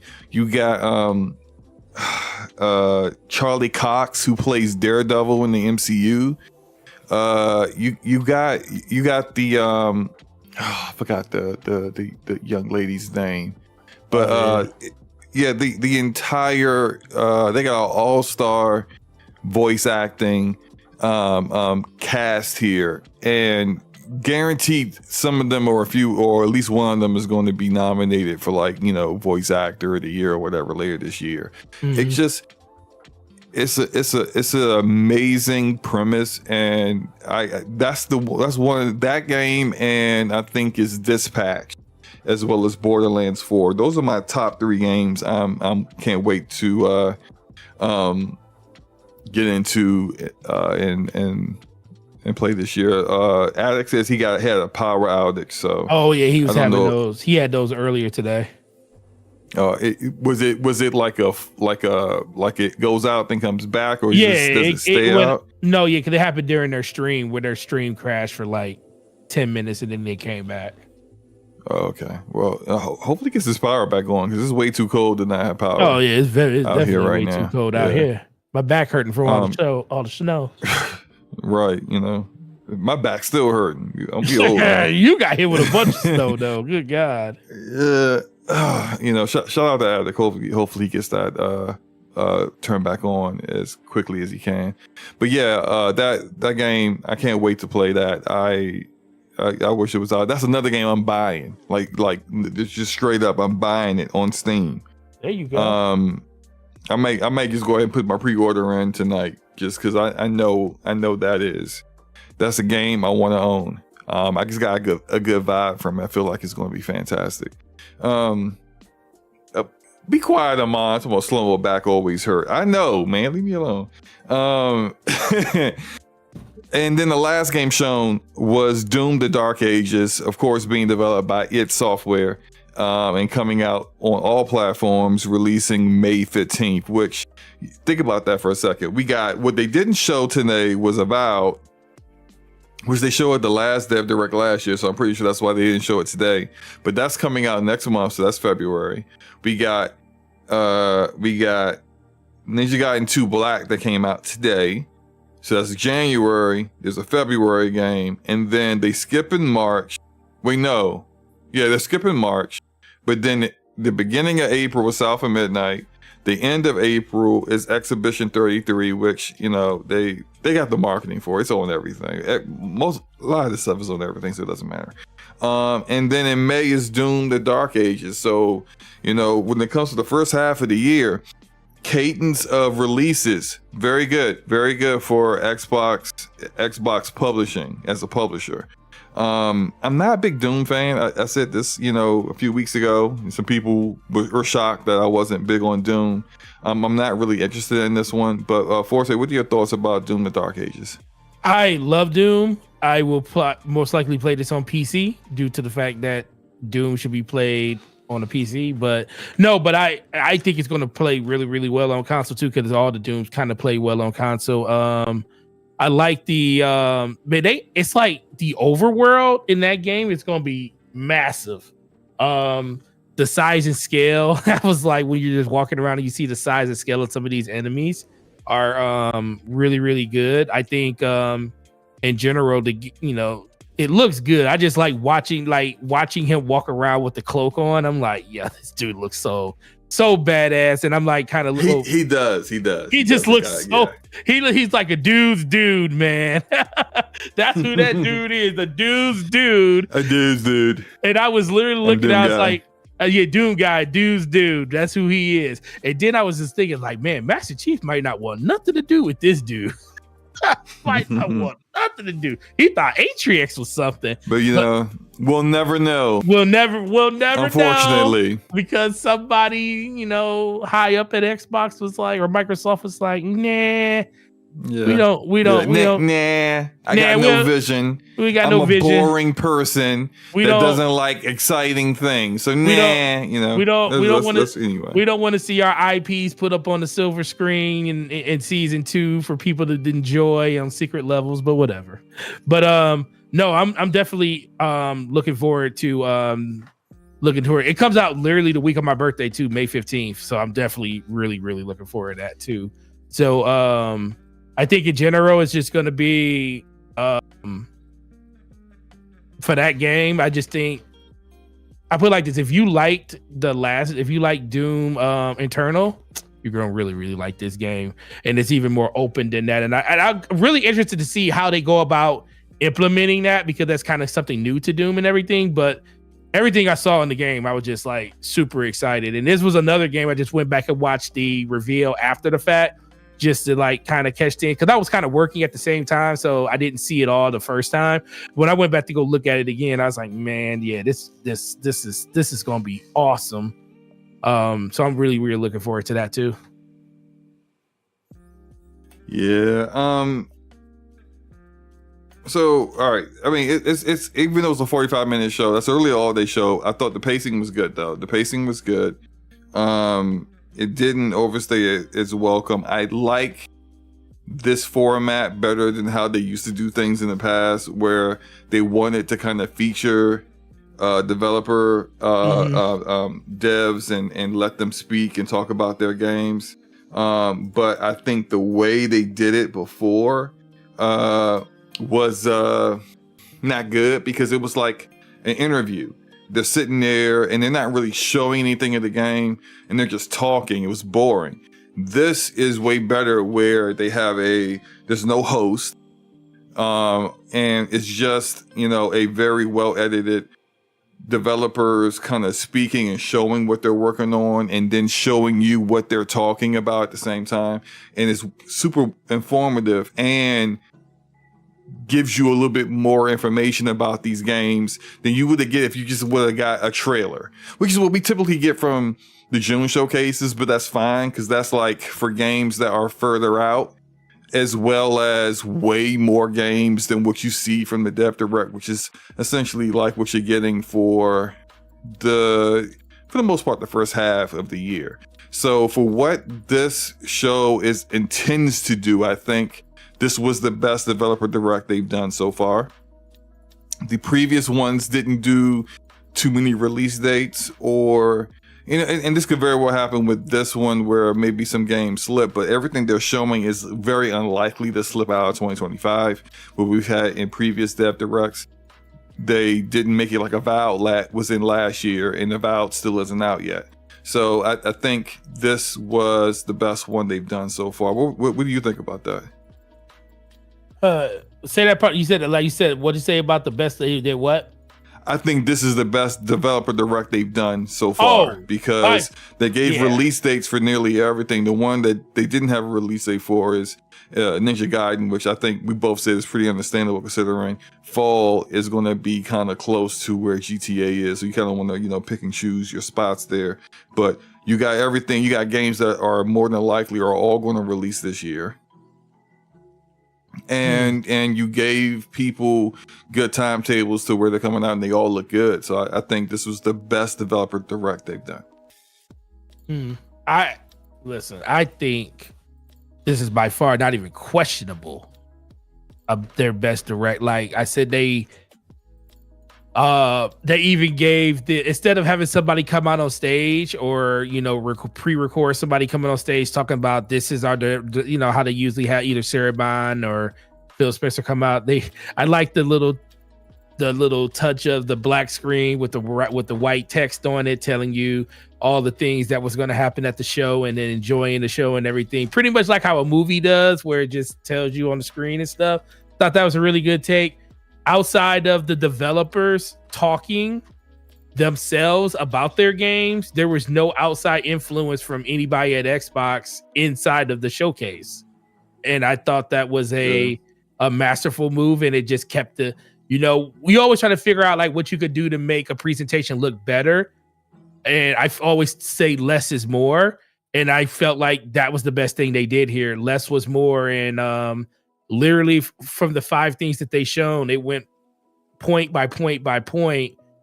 And the cool thing is I really like the fact that they started out the gate by telling you what the secret game was right out the gate, because that was the one that everybody was mostly excited about. And they said, well, we're going to excite you right now. And we're going to tell you not only is this game, but we're also telling you that we're bringing back an old favorite in black. And it's going to be available right now, well, after the show in Game Pass. And I think that just set the stage and the tone for the whole show at that point.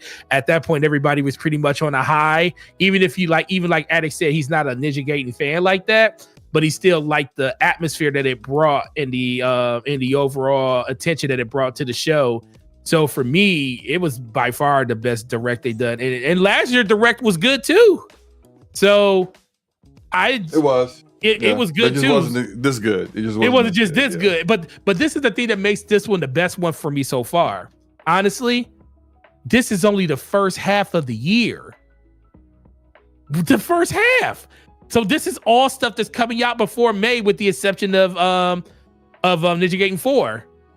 Everything there's a whole bunch of other stuff. There's a whole bunch of stuff that's slated to come out this year that we don't know. When it's coming this year. So yeah, I mean, they at the Video Game Awards, they said that The Outer Worlds 2 was supposed to be coming out this year, which, considering it's not here at this dev direct, it's going to be, considering when they showed it, they said just 2025. They didn't give a season or a release window.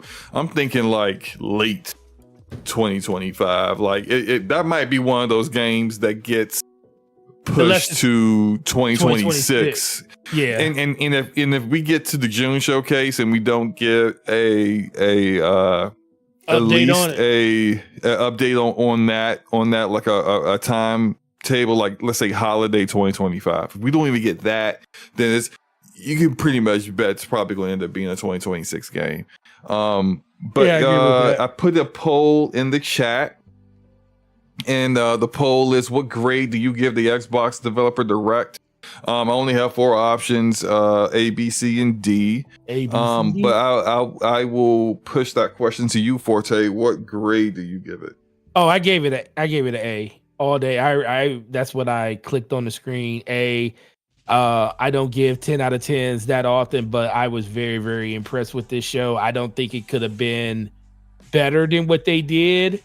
The only thing that could have been better is if they added like one more game like Fable to it and told us it was coming out this year. Then I think the whole roof would have fell off, and then we would have been like 11 out of 10. Hey, look! Don't be surprised if Fable is considered like Starfield was, when Starfield was like, it got its own like mini showcase at the end of the June showcase. Yeah, like Call of Duty did last year. Don't be surprised if that's Fable at the end of the year. You never know. I mean, at the end of the June showcase, you never know, right? Hold on, Anonymous gave it a D. No way. He's trolling. I'm about to say there's not even an option. Nobody even clicked D up there. So shut up. Yeah, it's 0% for D. You know, I was like, no, stop it. I give it an A. It was like I can't see anything else that you could want from what they intended to provide, and they executed and delivered on that. So it's they did a fantastic job, and I agree with the Winter Shoulder, who said that they have been their reveals and events like this have been good ever since Tina Amini has joined the Xbox marketing. So yeah, she's doing an excellent job. I agree with that. I did want to, because there's been a little bit of a somewhat of a debate.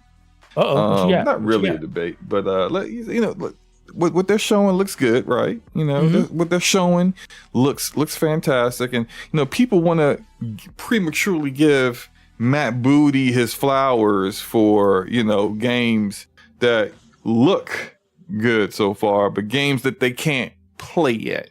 And right. I'm not saying that they aren't going to look good. I hope every single one of these games deliver on exactly what we hope them to be. That said, they haven't yet, so I think some people need to pump their brakes. Also, yep. There was somewhat of a debate going on, and I want to push this to you, Forte. So, like, Forte, think of everything that they showed so far, right? I'm listening. Everything at the Dev Direct, which looks good, and then we potentially may get the Outer Worlds 2. There's going to be another Call of Duty later this year. I still don't think Fable makes it this year, but let's say it does, right? Let's say Fable does. There's some people that feel that would make Xbox the publisher of the year. What do you think about that? So on top of what we have right now, and if potentially we get games like Fable and Outer Worlds at the end of the year, is that what you're saying? Yes. And they could be publisher of the year if they did that. Well, let's see. They are publishing Ninja Gaiden.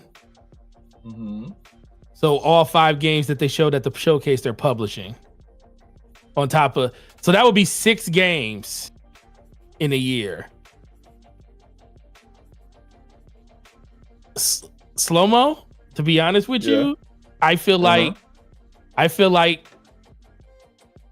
if these games are of the quality we think they're going to be, and if a couple of those games, now I don't think they should hit it if they don't hit, like, they don't register Metacritic wise.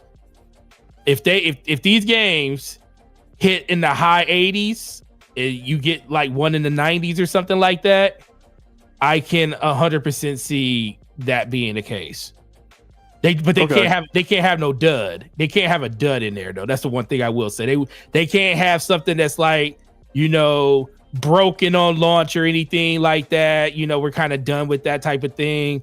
But I will say this: the year that they did win Publisher of the Year, they had way less than this. True. I think this year is a bit of an unusual year. I think if it was any other typical year, if they deliver, when I say deliver, the level of quality of all these games is top notch, with the level of content and the diversity of content that they are delivering, they absolutely would be Publisher of the Year. I would agree with that. But this is not a typical year. Why is it not a typical year? They do have because Call of Duty Take-Two at the end of the year. Yes, they do have Call of Duty. But Take-Two so one game is dropping some heat. Not even just one game. They are dropping a couple. That's the wild thing. That is crazy. That's true. They are dropping some other stuff too. Take-Two is dropping. We all know Grand Theft Auto 6, which is going to a game of the generation.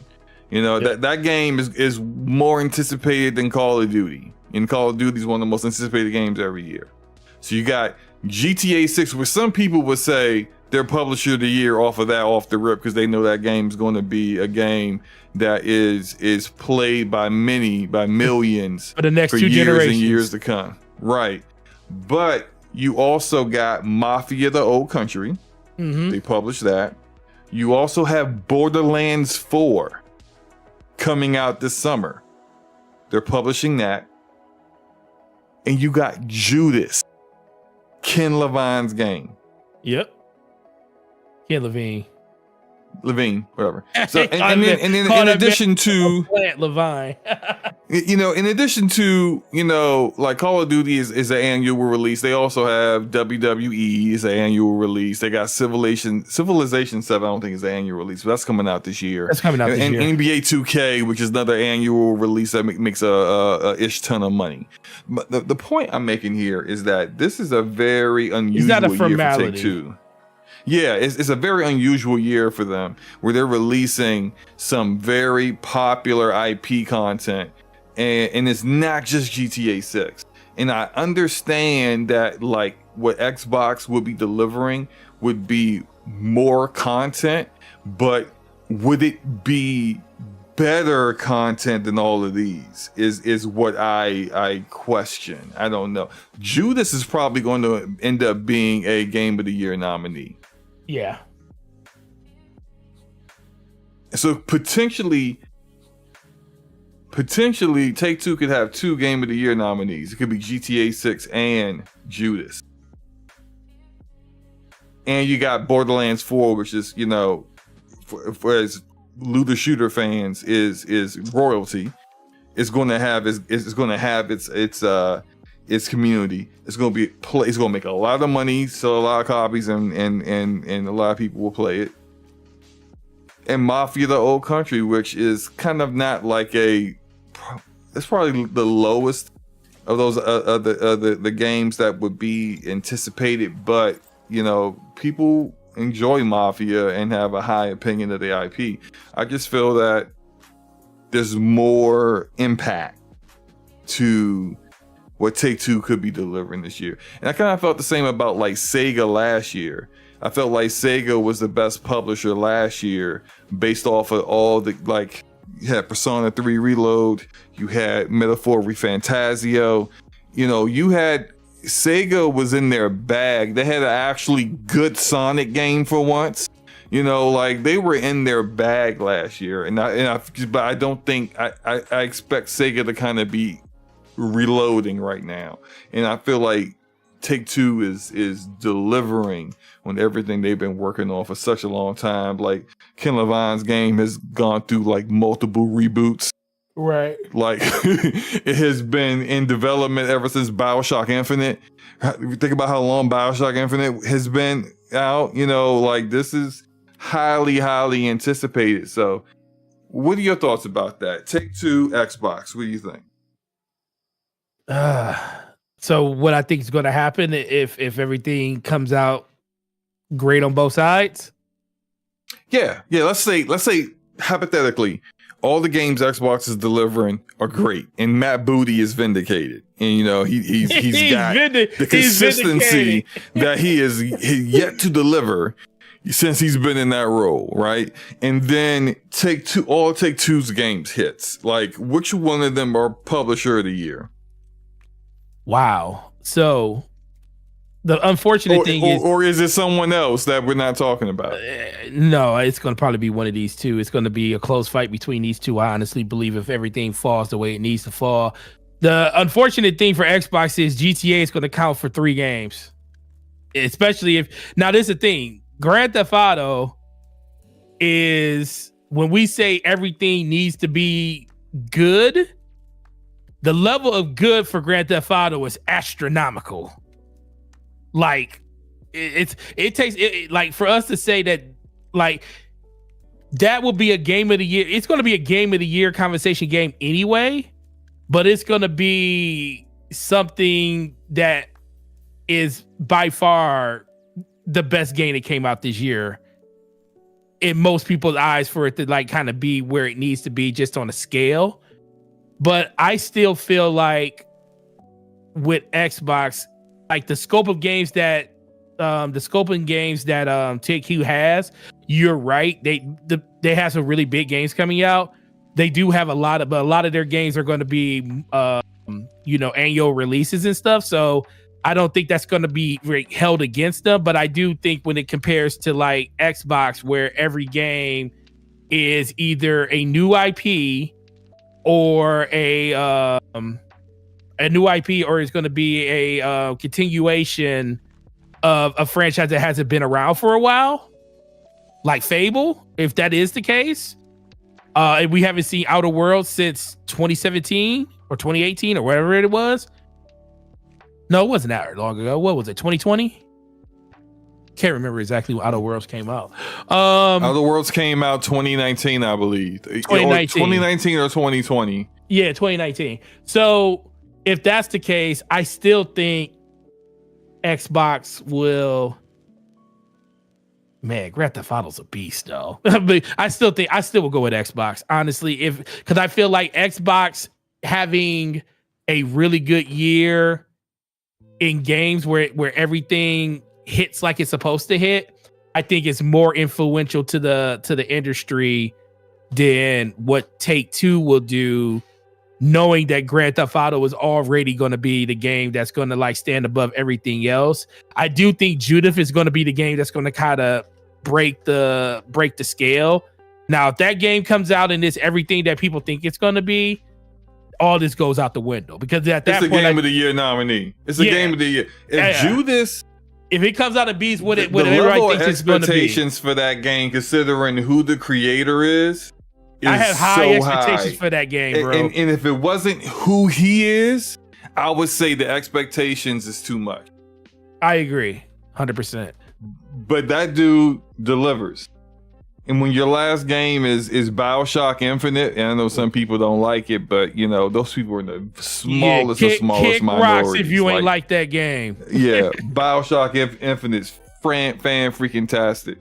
If he delivers on Judas, I think it's if somehow Gearbox learns how to be funny again, and Borderlands 4 is funny in addition to having great skill trees and great characters and great gunplay, man, it's gonna be in GTA 6. That's a hard that it's hard to get them to get one over on them. I think it would be pretty rough, man. Let's go ahead and wrap up, bro. Anything else you want to say? No, man. Before we get into these outros. No, man. First of all, it's we'll just get into the outros. But no, I think that game's going to be incredible because Rodham says BioShock Infinite is good. I didn't like it better than 1 and 2. I mean, 2 was the worst of all 3 of them. So what? I don't know what he's talking about. I can understand 1, but 2. I mean, the 2 wasn't bad, but Infinite is. Infinite is so good. It's so good, bro. I'm mad. I actually streamed that back when I used to stream on Twitch, and like, awesome, bro. I couldn't put it down. I was streaming it every single day. Everybody was coming through, and I just kept this game. It was dated at that time, and it was so good. I was mad at myself for not playing it at launch and just kind of like putting it on the back burner. That game is great. That's a great game, man. I agree. No, but that's it. Yeah. All right. Appreciate everybody for coming out. Please hit the like button while you're here. Hit the subscribe button. If you are not subscribed, we got 45 people here right now. We are like 65 subs away from hitting 500. if you could just subscribe to the channel, you know, if you enjoyed the content, you enjoyed the conversation, I would really appreciate that. And you know, we're doing some things. We're not quite ready to announce some of the changes that are going to be happening to the channel very soon, but you could be rest assured there's going to be more content than just the podcast happening very soon. And but yeah, hit the like and subscribe button if you can. I appreciate that. Forte, yo, where can the fine people find you, man? Man, they can find me here with you every Thursday. They could also find me here doing other things on the channel in the near future. But my own channel, Gaming Forte, that's on YouTube and X.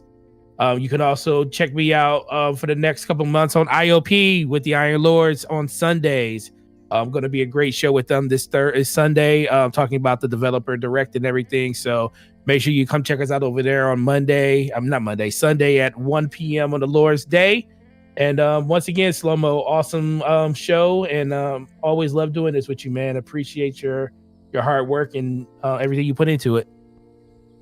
Thank you, and thank the chat for joining us and participating and providing their feedback. You know, we really couldn't do this without you guys. You guys are awesome. Even Erodimus. Yeah, of course Erodimus is awesome as well. You can find me barely on Twitter, and and finding myself more inclined to be on Blue Sky for various reasons. As well as probably streaming something on this channel soon. I need to finish this review, and then I'll get into the mode of working on that. But I hope you guys enjoy the rest of your night. Stay warm because it's cold as all get out, and enjoy your games, man. Peace.